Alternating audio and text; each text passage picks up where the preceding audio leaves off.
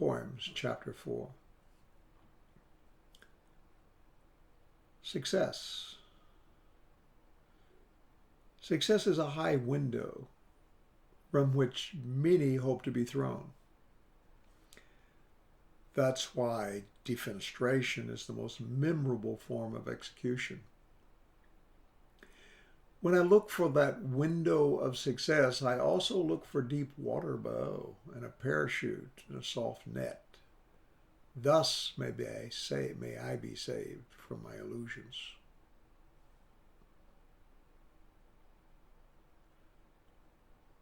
Mortality. It's the middle of my life now. Or maybe it's near the end. I have no way to know. The messages are dim and thin. When I dream about the ones I love, I have visions of when they die. I well up, and I begin to cry. I see my wife as still as stone and myself weeping alone. I see my mom in a bright floral dress lay gently in eternal rest. I see my dad solemn and gray sleeping in his bed on his last day. And finally, there's the worst sight of all. Each child we've had I see fall. I see them plunge into the sea, and behind them weeping, I see me. Each time I awake, I kiss the bed. I thank God no one is dead, but I know the time will come when these visions will be no longer dreams, when everyone I love will die, and all I'll ever do is cry.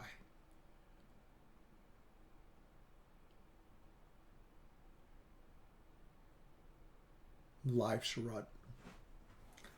Our parents never said we wouldn't learn enough to understand each other. They never said we wouldn't know how to fix what's wrong between us.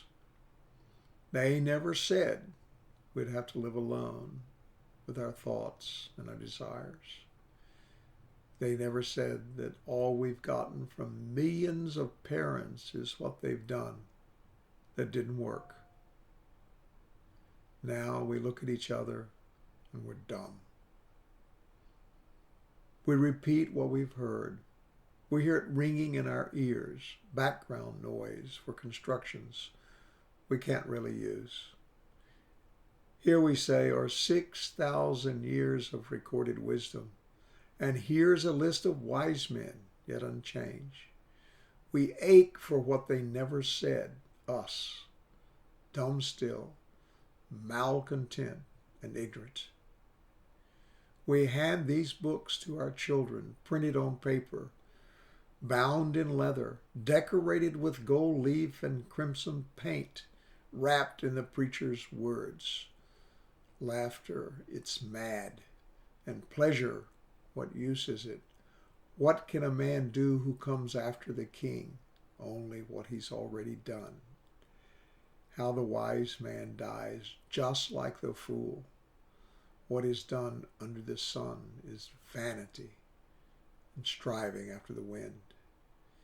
Millions of years of living, 6,000 years of writing have come to this. We explain what we do not know. We dig fearlessly in the rut we have inherited. We dig the rut into the future earth. When we die, we give our shovels to our children. We hand them our illuminated books. We never tell them they won't learn enough to understand each other. We never tell them they won't know enough to fix what's wrong between them. We never tell them they're alone. Instead, we say, here, take our shovels, our books, our collective wisdom, and dig. Dig a rut deep enough to bury your fathers and mothers behind you, wise men and fools together, dust and bones under the packed earth. Dreaded destiny. It's better not to know.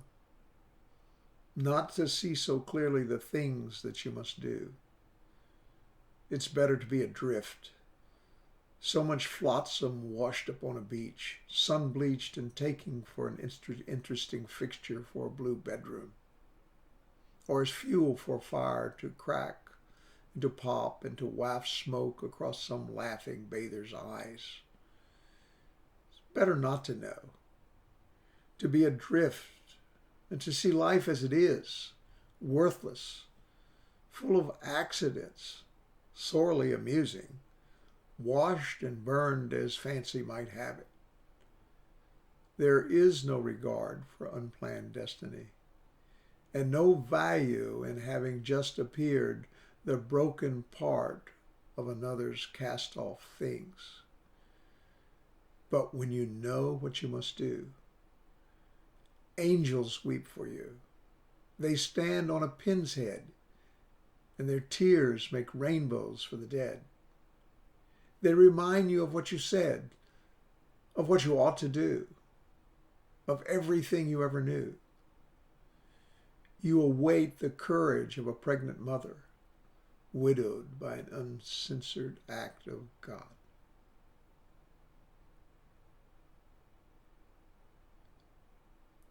Pipes. I pass my time thinking. I make verbal pipes to guide the relationships that feed my life. The people I love see my pipes and they want to bend them. They want them smooth to take their flow. They want them to fit their connections. I make my pipes bigger and straighter and harder to connect to. They scream. They bang the walls of my pipes. They block my flow. They want their damn connections. I should change. I shouldn't pass my time thinking.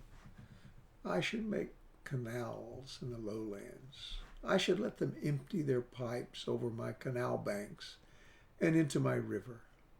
I could homogenize the flow and dump it into the vast sea.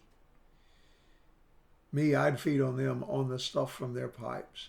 I'd turn their flow. I'd turn into their flow and go into the vast sea. But no, not me.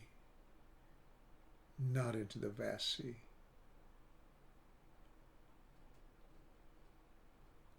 Star stuff.